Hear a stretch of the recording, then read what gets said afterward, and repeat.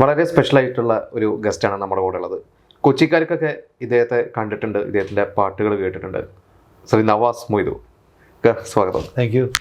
ഇപ്പോൾ നമ്മൾ കൊച്ചിക്കാർക്ക് എല്ലാവർക്കും അറിയാം അല്ലേ, സ്ഥിരമായിട്ട് നമ്മൾ ഗാനമേളകളിലും അല്ലാതെ ഈ പല കല്യാണ പരിപാടികളിലും ആൽബങ്ങളിലും ഒക്കെ നമ്മൾ കണ്ടിട്ടുണ്ട്. ഇപ്പോൾ എനിക്കൂടെ അറിയാത്ത പ്രേക്ഷകർക്ക് എന്നെ ഒന്ന് പറഞ്ഞു തുടങ്ങാം. ശരിക്ക് നവാസ് മൊയ്തു എത്ര വർഷമായി ശരിക്കും ഈ ഒരു പാട്ട് അല്ലെങ്കിൽ പാട്ടിൻ്റെ ഈ ഒരു ലോകത്ത് സഞ്ചരിക്കാൻ തുടങ്ങിയിട്ട്? ഞാൻ ഏകദേശം പറയുകയാണെങ്കിൽ ഒരു 10-35 വർഷത്തോളമായി പാട്ടിൻ്റെ ഈ ഫീൽഡിൽ. ട്രൂപ്പുകളിലൂടെ പല ചെറുപ്പം മുതൽ ഇപ്പോൾ സ്കൂളുകളിൽ കൂടുതലാണ് പാടി തുടങ്ങിയത്.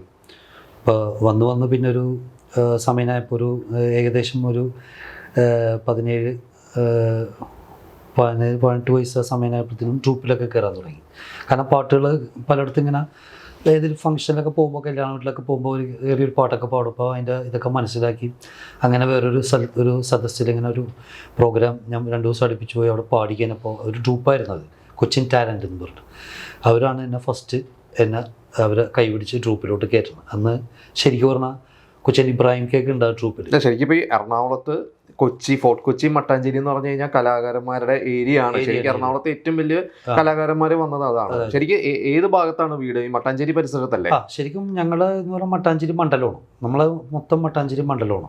അതിൽ തോപ്പുംപടി വില്ലേജാണ് എൻ്റെ. തോപ്പുംപടി ടു കരിയൽപ്പടി എല്ലാം അടുത്തടുത്താണ്. അല്ല, ഈ പാട്ട് പഠിച്ചിട്ടുണ്ടോ അതോ ഈ പറഞ്ഞ പോലെ ഈ ഒരു ലോകത്ത് ജനിച്ചു വളർന്നുകൊണ്ട് അങ്ങനെ പാട്ട് ഓട്ടോമാറ്റിക്കായിട്ട് വന്നതാണോ?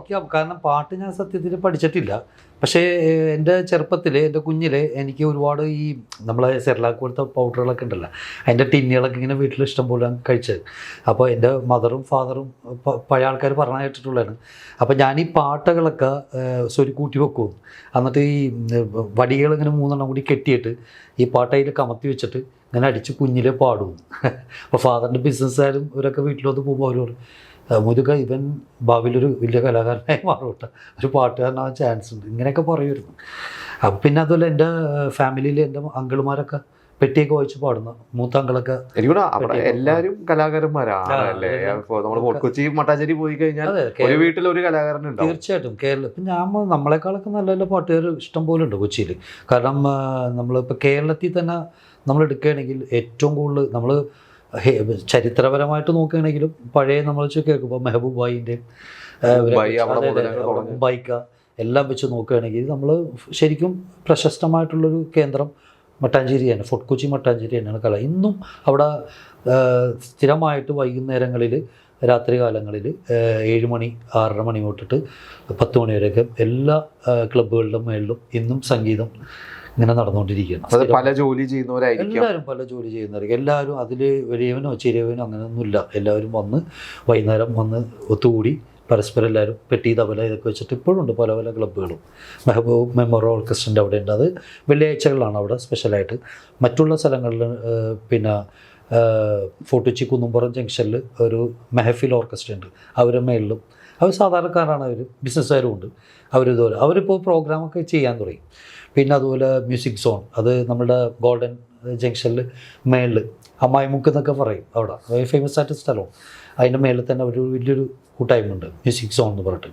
അവർ കുറേ കലാകാരന്മാർ അങ്ങനെ അവിടെ നിന്ന് വാർത്തെടുത്തിട്ടുണ്ട്, അവർ വന്ന് കൂടിയിട്ട്.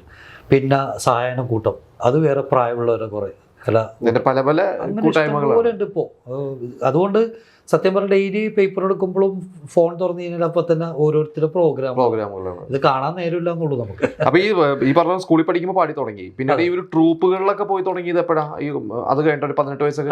18 വയസ്സ്. ഞാനത് 10ാം ക്ലാസ് പഠിക്കുന്ന സമയത്താണ് തോന്നുന്നത് ഫസ്റ്റ് ട്രൂപ്പിൽ കയറുന്നത്. എനിക്ക് എൻ്റെ ഓർമ്മയിൽ 10 പഠിക്കുന്ന ടൈമിലാണ്. അന്ന് ആരുടെ പാടി തുടങ്ങുമ്പോൾ, ട്രൂപ്പിൽ പാടി തുടങ്ങുമ്പോൾ ആരുടെ പാട്ടുകൾ, ഏത് പാട്ടായിരുന്നു ഓർമ്മയുണ്ട്? ആരായിരുന്നു ഫേവറേറ്റ് സിംഗേഴ്സ് അന്ന്?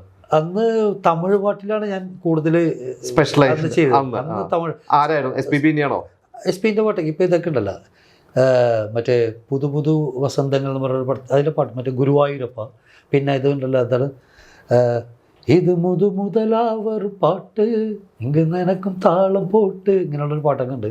പിന്നെ മാമാവും പൊണ്ണക്കോട് എന്നുള്ള പാട്ട് കേട്ടിട്ടില്ല? മാമാവും പൊണ്ണക്കോട്, അതൊക്കെ ഭയങ്കര ഹിറ്റായിരുന്നു ആ പാട്ട്. ഇളയരാജ അങ്ങനെ ആ പാട്ടുകളൊക്കെ ഭയങ്കര ഹിറ്റ് പാട്ടുകളായിരുന്നു. പിന്നെ ആ സമയത്ത് അങ്ങനെയുള്ള പാട്ടുകളൊക്കെ ആയിരുന്നു പാടി ഞാൻ ട്രൂപ്പിൽ കയറുന്നത്. ഏതെങ്കിലും ഒരു പാട്ട് ഇപ്പോൾ രണ്ടുപേരി ഒന്ന് ഓർമ്മയില്ല, അന്ന് ഏറ്റവും കൂടുതൽ പാടിയിട്ടുള്ള പാട്ട് അന്ന് മെലഡിയാണോ അടിപൊളിയാണോ കൂടുതൽ പാടിയിരുന്നത്?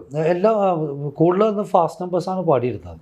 പിന്നെ മെലഡി നമ്മൾ ഇതൊക്കെയാണ് പാടാറ് അന്നൊക്കെ. പിന്നെ എനിക്ക് തോന്നുന്നു ഈ നമ്മളെ ഇതുണ്ടല്ലോ മൂന്നാം പറയിലെ പാട്ടൊക്കെ കമലഹാസൻ്റെ കണ്ണേ കലൈമാനെ കണ്ണിമയിലൻ കണ്ടേനുനെ നാളേ அந்திப்பகலுனை நான் பார்க்கிறேன் ஆண்டவனை இதைத்தான் கேட்கிறேன் ராரிராரு ஊராரிரு രാരിരാരു ഊരാരിരു ഈ പാട്ടൊക്കെയാണ് മെലഡി. അങ്ങനെ കുറേ ഉണ്ട് മെലഡി. അന്നത്തെ വേറെ കുറെ പാട്ടുകൾ. തമിഴിലേക്ക് തിരിയാൻ കാരണം അല്ല, കൂടുതൽ തമിഴ് പടങ്ങളൊക്കെ കാണുന്നത്. കൂടുതൽ തമിഴ് പടങ്ങൾ ഇഷ്ടമാണ്. രജനീൻ്റെ, കമലഹാസൻ്റെ ഇളമെയ്തു ഇന്നും പാടുന്നുണ്ട്. അതിൻ്റെ റീമിക്സ് കാണാറുണ്ട്. അതെ, ഇളമെയ്തൊക്കെ ഇന്നും പാടും നമ്മൾ. അപ്പം അങ്ങനെയുള്ളതാണ്. പിന്നെയാണ് ഞാൻ ഹിന്ദി പാടുമായിരുന്നു എങ്കിലും പിന്നെ ഈ കല്യാണ സദസ്സുകളൊക്കെ എവിടെയെങ്കിലൊക്കെ പരിപാടിക്ക് പോകുമ്പോൾ കയറുമ്പോൾ അവിടെയൊക്കെ ഒരു ഹിന്ദി പാട്ടൊക്കെ പാടും. ഏതെങ്കിലും പഴയ മുസാഫർ പഴയ പാട്ടിലാണ് ഹിന്ദി തുടങ്ങി വന്നത്. പിന്നെ കയാമച്ചിലെ പാട്ടൊക്കെ പാടുമായിരുന്നു. ഹേ മേരെ ഹംസഫർ അങ്ങനെയൊക്കെ പാടിയൊക്കെ അങ്ങനെയൊക്കെ വരുമായിരുന്നു.